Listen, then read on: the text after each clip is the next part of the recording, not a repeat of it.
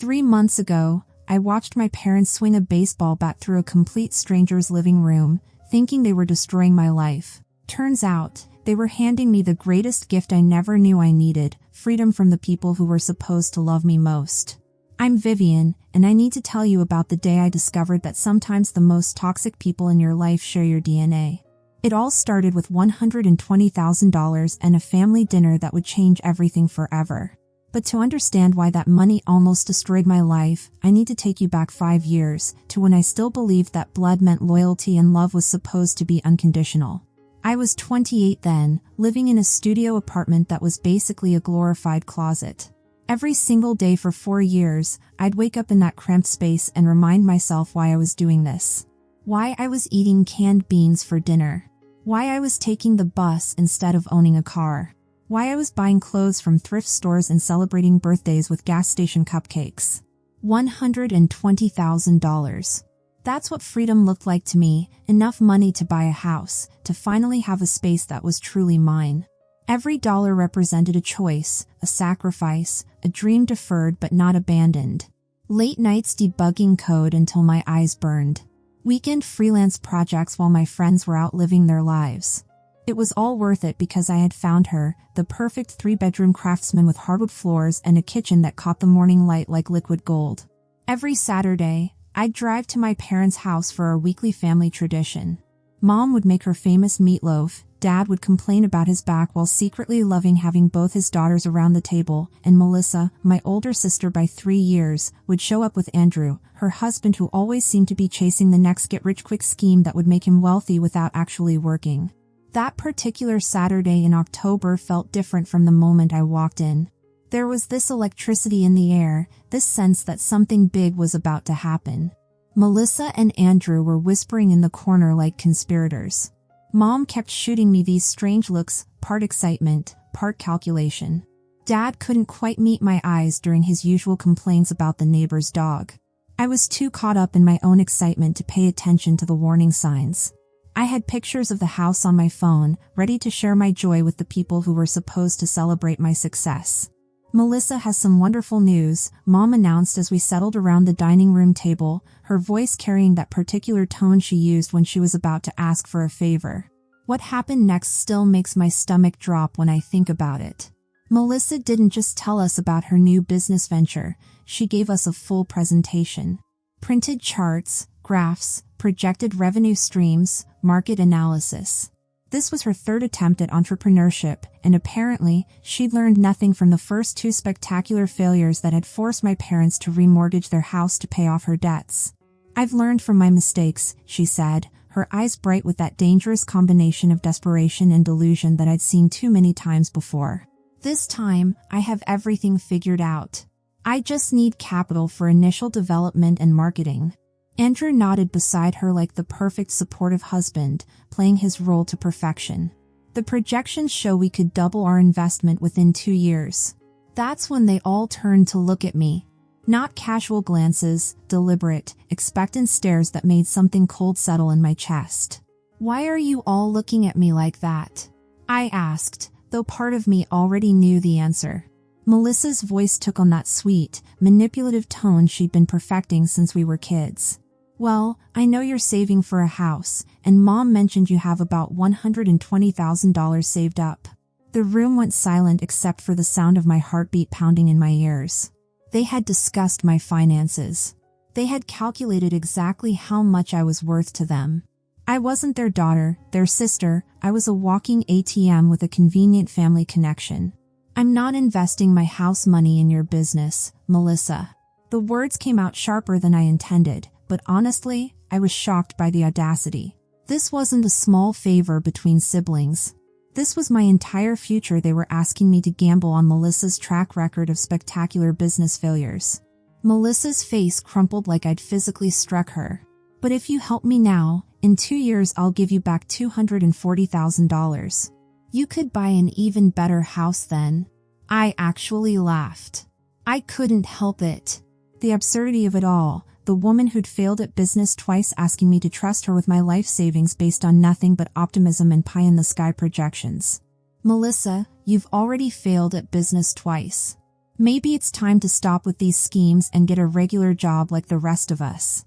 That's when everything exploded. Melissa burst into tears and ran from the room like we were still teenagers having a dramatic fight. Andrew called me heartless and followed her. And my parents, the people who had raised me, who had supposedly loved me unconditionally for 28 years, immediately turned on me like I was the villain in this story. How could you be so cruel to your sister? Mom's voice was ice cold, cutting through me like a blade. Melissa is more talented than you'll ever be. You're just jealous of her success. Success? I wanted to scream. What success? The 2 bankruptcies? The creditors calling their house at all hours? The stress that had given Dad panic attacks and sent him to the emergency room? But Dad delivered the killing blow. You give Melissa that money, or you're no longer part of this family. I stared at these people, these strangers wearing my parents' faces, and realized that to them, I had never been a daughter. I was a bank account with a heartbeat, a resource to be tapped when needed. I'm not giving her my money, I said quietly. Then get out of our house and don't come back. So I did. I walked out of that house, drove home to my cramped apartment, and changed my phone number the next day. If they wanted to cut me out of the family over money, I'd make it official. 1 year later, I bought that house. The same beautiful craftsman with hardwood floors and morning sunlight streaming through the kitchen windows. I set up my home office in the spare bedroom and discovered what peace actually felt like. No more Saturday dinners walking on eggshells. No more listening to Melissa's latest delusional business plans. No more being treated like a human ATM by the people who were supposed to love me. Through mutual friends, I heard that Melissa's business was actually successful this time. She bought a big house, was traveling constantly with Andrew, posting pictures of their lavish lifestyle all over social media. I was genuinely happy for her, but I felt zero regret about protecting my financial future. For 5 years, I lived without them. 5 peaceful, drama-free years where I advanced in my career, learned to enjoy my own company, and slowly built a life that felt authentically mine. I even met someone, Sebastian, this incredible man I connected with through a professional networking group. He lived in another state, but we made the long-distance relationship work because he was everything my family had never been: kind, stable, supportive, someone who valued me for who I was, not what I could provide. Sebastian would visit me, I'd visit him, and we started talking seriously about a future together. I was actually considering selling my house to move to his state and start fresh somewhere new with someone who genuinely cared about my happiness. Then, on a Tuesday morning that started like any other, I got an email that changed everything. It came to my old email address, the one I barely checked anymore. The sender's name made my stomach drop: Mom. Vivian, we need to see you urgently. This is a matter of life and death. Please come home. Despite everything, these people had raised me. If someone was dying, if Dad was having a heart attack or Mom had cancer, I needed to know. So I wrote back, short and direct, I'll come by this Saturday. Saturday morning, I sat in my car outside their house for 10 minutes, trying to gather courage. The neighborhood looked smaller than I remembered, shabbier somehow. But what really caught my attention were the 2 cars in the driveway, Melissa's brand new Porsche and Andrew's pristine Mercedes, both expensive as hell. So this wasn't just about my parents. This was a family intervention. Mom opened the door looking older, more tired, with new lines around her eyes that hadn't been there 5 years ago. Vivian, she said, her voice shaky with emotion. Thank you for coming. The whole family was assembled in the living room like some twisted reunion special. Dad in his usual chair looking grim, Melissa on the couch next to Andrew, her eyes red from crying. They all looked genuinely happy to see me, but also terrified. What's going on? I asked, staying standing because I didn't want to get comfortable. Your email said this was life and death. Mom immediately started tearing up. It's about Melissa. She's in serious trouble. I looked at my sister, who couldn't even meet my eyes. Andrew was holding her hand like she might float away if he let go. What kind of trouble? Dad cleared his throat. Her business went under 3 months ago. The bank took her house. She owes money to some very dangerous people. I felt that familiar mixture of vindication and genuine sadness. Vindication because I'd been right about her business prospects all along. Sadness because losing your home genuinely sucks, even when it's the predictable result of your own terrible decisions. I'm sorry to hear that, I said carefully. But what does this have to do with me? Melissa finally spoke up, her voice barely a whisper. $150,000. Who do you owe $150,000 to? Andrew answered, private investors. They're not the kind of people who accept "I'll pay you later" as an answer. Melissa started crying again. They've been calling, making threats. They know where we're staying now. They know our routines. We're scared, Vivian. Really scared. I felt bad for them, I really did. But I still didn't understand why I was sitting in this living room. That's terrible, but I still don't see what you want from me. Mom dropped the bomb. We know you bought a house. A nice one. We think you should sell it and help Melissa pay off these debts. I stared at her like she'd grown a second head. Are you out of your goddamn mind? You're young, Mom continued, as if I hadn't spoken. You can earn another house. Melissa and Andrew could be seriously hurt if they don't pay this money back. I looked around the room at all of them, these people who had abandoned me for 5 years, who had told me I wasn't family anymore, who had never once called to check if I was alive or dead. So let me get this straight, I said slowly, my voice getting colder with each word. You kicked me out of the family 5 years ago because I wouldn't give Melissa money for her business. Now that business has failed spectacularly, she's in debt to dangerous people, and you want me to sell my house to bail her out? Family helps family, Dad said with a straight face. Family? I laughed, but there was no humor in it. You told me I wasn't family anymore. Remember? You cut me off completely. Melissa was sobbing harder now. I know we messed up before, but this is different. These people aren't going to just take us to court. They're going to hurt us. Then maybe you should have thought about that before you borrowed money from loan sharks. Andrew got angry. You have no idea what kind of pressure we're under. You're right, I don't. But I noticed 2 very expensive cars in the driveway. Maybe start by selling those and paying off some of the debt. We need those cars for work, Melissa snapped. You need them more than you need to be safe from dangerous creditors? The circular logic was making my head spin. They were asking me to destroy my financial security to fix problems they had created, while refusing to make any sacrifices themselves. Mom got right in my face. This house you bought, if you sold it, you could pay off Melissa's debts and still have money left over for a nice apartment. A nice apartment? I was getting really angry now. Mom, I worked my ass off for that house. I saved every penny for years. I lived like a monk so I could afford it. I'm not selling it to fix Melissa's mess. She's your sister, Dad said. She's also a grown woman who made her own choices. Bad choices, apparently. Melissa jumped up from the couch. You're supposed to help me. You're supposed to care about what happens to me. Where was this family loyalty 5 years ago when you all told me to get lost? That was different, Mom said. How was it different? You didn't want to help me keep my money then, and I don't want to help you with your money problems now. The room went quiet. Everyone was staring at me like I was the unreasonable one, like I was the villain in their twisted family drama. I'm not doing this, I said finally. Melissa got herself into this mess, and she can get herself out.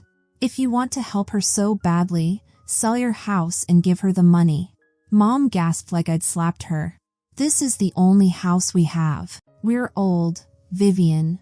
We can't just start over like you can.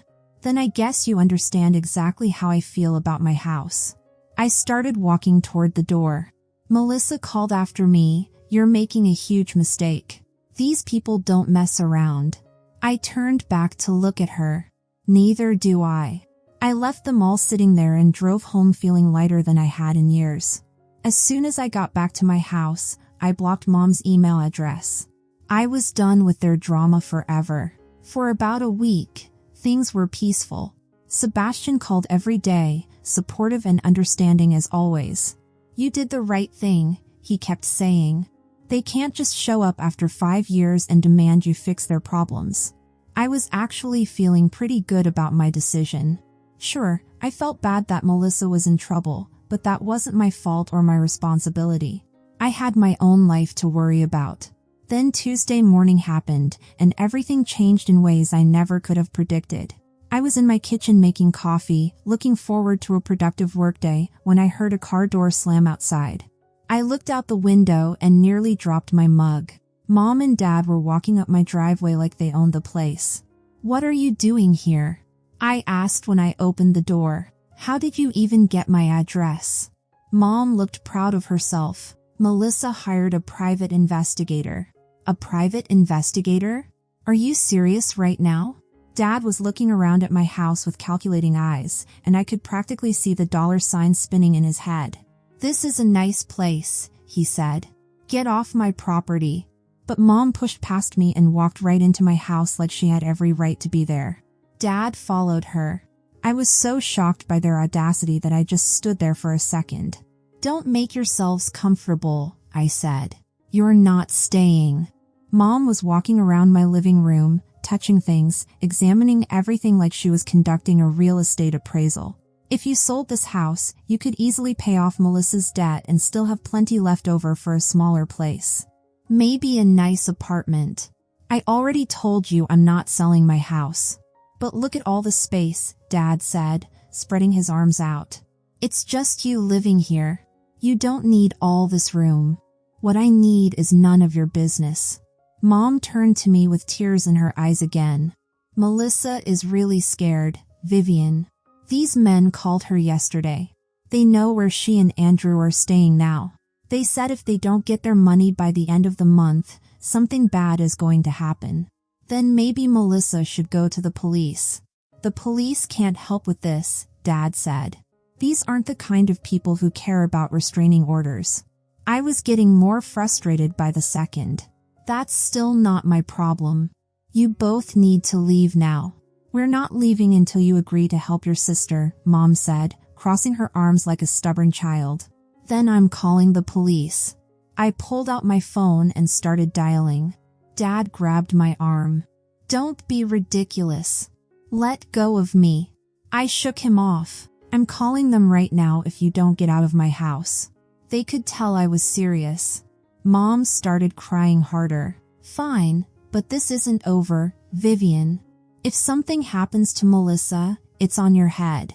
And if something happens to my financial security because I bail out her bad decisions, that would be on my head too.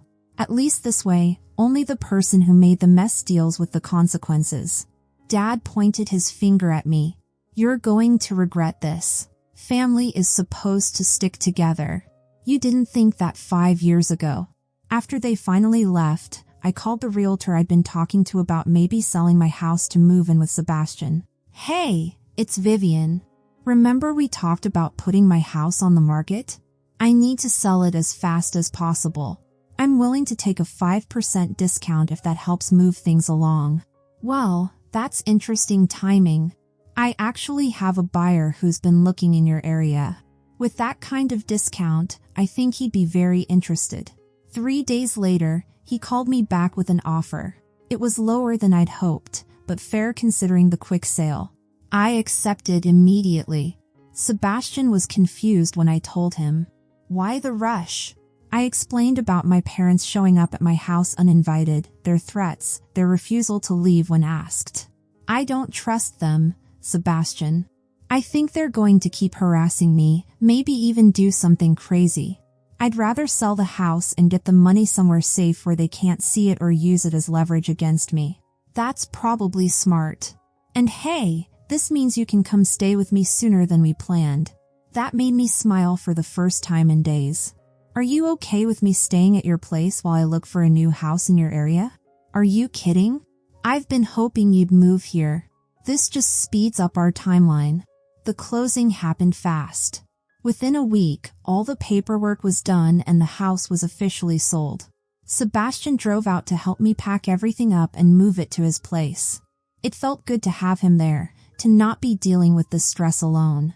As we were loading the last of my boxes into the moving truck, I looked back at the house one more time. I'd been genuinely happy there. I'd worked incredibly hard to afford it. But I felt good about my decision to sell. I was starting a new chapter with Sebastian, and my family couldn't use my house as emotional blackmail anymore. "You okay?" Sebastian asked, putting his arm around me. "Yeah, I'm good.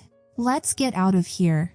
We drove off together, and I felt this huge weight lift off my shoulders.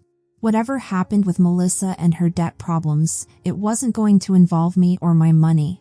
I was finally free of their drama for good. Living with Sebastian turned out to be incredible. His place was comfortable and welcoming, and working remotely meant I could settle into a routine pretty quickly. We spent our evenings looking at houses online, planning our future together. For the first time in months, I felt genuinely happy and completely stress-free. I'd been living with Sebastian for about a month when my phone rang one Tuesday morning. The caller ID showed a number I didn't recognize, but it had my old hometown area code. "Is this Vivian Smith?" "Yes." "Who's calling?" "This is Officer Hughes with the Lincoln Police Department. I'm calling about an incident involving your parents, Wade and Susan Smith." My blood went cold. What kind of incident?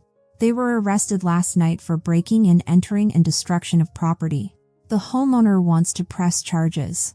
I was completely confused. Breaking and entering where? The address they broke into is listed as your former residence. Is 847 Maple Street a house you used to own? I sold that house a month ago. What were my parents doing there? That's what we're trying to figure out. They caused significant damage to the interior of the home. Destroyed furniture, broke windows, spray-painted obscenities on the walls. The new owner came home to find them in his living room, smashing his coffee table with a baseball bat. I sat down hard on Sebastian's couch, my legs suddenly unable to support me. "Are you serious?" "Very serious. The damage is estimated at around $40,000. Your parents claimed they thought it was still your house and that you'd wronged them somehow. They said they were getting back at you for abandoning your family." I told Officer Hughes everything, about Melissa's debts, about them showing up at my house uninvited, about the whole 5-year family drama that had led to this moment. He listened patiently and took detailed notes. "So they didn't know you'd sold the house?" "Obviously not. They probably went there to vandalize my property as revenge for not giving Melissa money. Instead, they destroyed some innocent person's home." "That's exactly what it looks like. The problem is, they destroyed someone else's property instead of yours." After I hung up, I told Sebastian what had happened. He was as shocked as I was. "That's insane, Vivian. They could have been shot. What if the homeowner had been armed and thought they were dangerous intruders?" I hadn't even thought of that. My parents could have been killed over this stupid vendetta, this pathetic attempt at revenge. Over the next few weeks, I got regular updates from the police and from mutual friends back home about what was happening with my parents' case. The legal proceedings were moving forward, and the reality of their situation was becoming clear. Mom and Dad were facing serious criminal charges, but their lawyer managed to work out a plea deal. They admitted guilt in exchange for avoiding jail time, but they had to pay full restitution to the homeowner they'd terrorized. $40,000 for property damage, plus legal fees, plus court costs. It ended up being close to $60,000 total. My friend Catherine called me with the complete story a few weeks later. "Vivian, your parents had to sell their house. They couldn't afford the restitution any other way." The irony was absolutely staggering. They had sold the house they claimed was their only asset, the one they said they were too old to replace. "And here's the kicker," Catherine continued. "After paying everything they owed to the court and the homeowner, they gave the remaining money to Melissa for her debt problems. So they had ended up doing exactly what they demanded I do, but with their own house instead of mine." "That's not even the best part," Catherine said. "Melissa's creditor problems? Turns out they weren't as scary as she made them sound. The dangerous people were just a legitimate investment firm that was threatening to sue her. No broken kneecaps, no mysterious accidents, just regular legal action. So Melissa had lied about being in physical danger. She had manipulated everyone, including our parents, into thinking her life was at risk when really she was just facing a completely normal lawsuit." "Where are Mom and Dad living now?" I asked. They're renting a small apartment with Melissa and Andrew. All four of them crammed into a 2-bedroom place. From what I hear, it's not going well. Lots of fighting, lots of tension. A few months passed, and I heard through the grapevine that my family was trying to contact me through mutual friends. They wanted to apologize, to explain themselves, to somehow rebuild our relationship. Every time someone brought it up, I said no. Catherine called me one more time about it. Your mom asked me to tell you she's sorry. She said they realized they handled everything wrong, that they made terrible mistakes. It's too late for sorry, I told her. They spent 5 years not caring whether I was alive or dead. Then they demanded I bankrupt myself for Melissa's mistakes. Then they committed actual crimes because I wouldn't do what they wanted. I'm done. But their family, Vivian. No, they're not. Family doesn't abandon you for 5 years and then show up demanding money. Family doesn't hire private investigators to stalk you.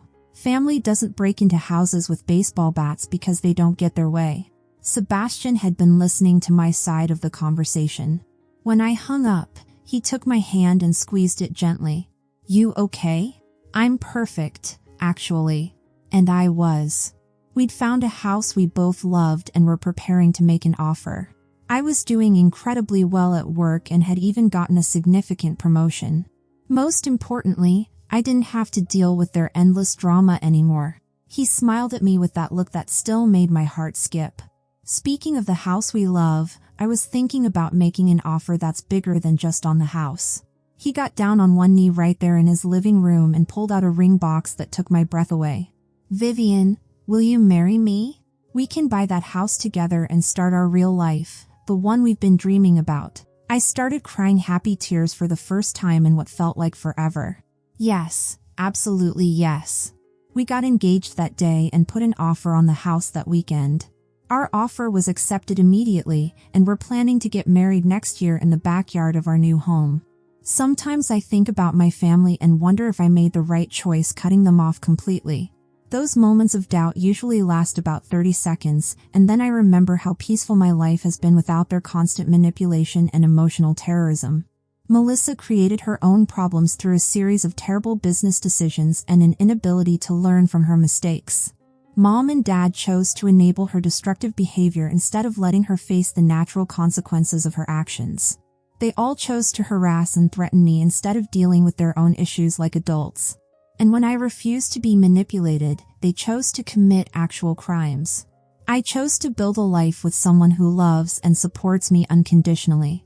I chose to protect my financial security and my mental health. I chose to surround myself with people who don't try to manipulate me or treat me like a walking ATM. I think I chose much, much better. Sebastian and I are deep into planning our wedding, talking about maybe having kids someday, dreaming about the garden we want to plant next spring. My career is thriving in ways I never imagined, and I wake up every single day feeling genuinely happy and at peace. Really, truly content with the life I've built. And none of that would have been possible if I'd let my family drag me back into their mess, if I'd sacrificed my future for their dysfunction. So no, I don't regret cutting them off. Not for a single second. Sometimes the people who are supposed to love you unconditionally are actually the ones who place the most impossible conditions on that love.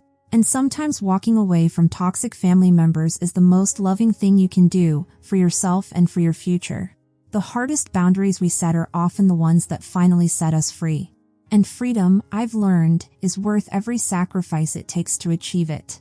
Thanks for listening, and if you liked this story, share it with others who might need to hear it, and don't forget to comment and subscribe for more stories about choosing yourself when nobody else will. Sometimes the family you create is so much better than the one you were born into.